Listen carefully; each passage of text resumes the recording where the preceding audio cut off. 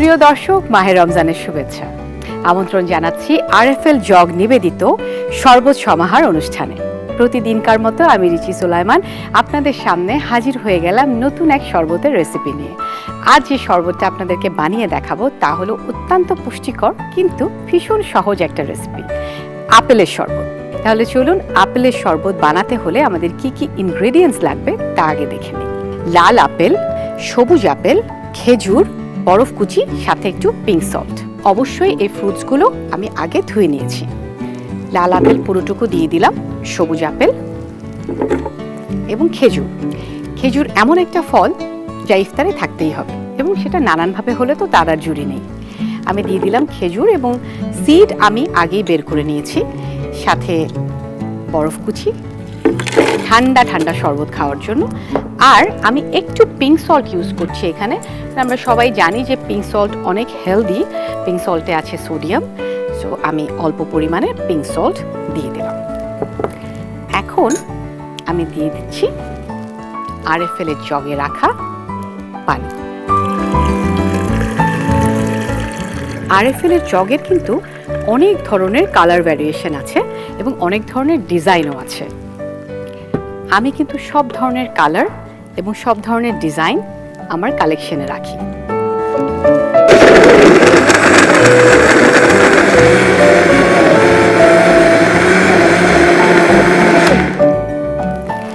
Blend করা হয়ে গেছে আপেলের শরবত এবং আমরা সবাই জানি যে আপেল আমাদের হার্টের জন্য অনেক ভালো, সেই সাথে কোলেস্টেরলও কমায় এবং নানা ধরনের রোগ প্রতিরোধ ক্ষমতা বাড়িয়ে দেয়।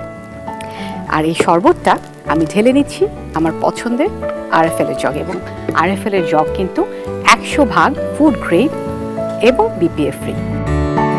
তাই আমি সব সময় জগ ব্যবহারের ক্ষেত্রে আরএফএলকে প্রাধান্য দিই এবং পছন্দ করি। তৈরি হয়ে গেল আমাদের আপেলের শরবত। বাড়িতে যাদের বয়োজ্যেষ্ঠ আছেন তাদের জন্য আমি মনে করি এই শরবতটা অত্যন্ত পুষ্টিকর। কারণ অনেক সময় দেখা যায় যে বয়োজ্যেষ্ঠদের খাবার পরে হজম শক্তিটা অনেক কমে যায়, তাই আপেলটা আমাদের হজমের ক্ষেত্রে অনেক বেশি সাহায্য করে।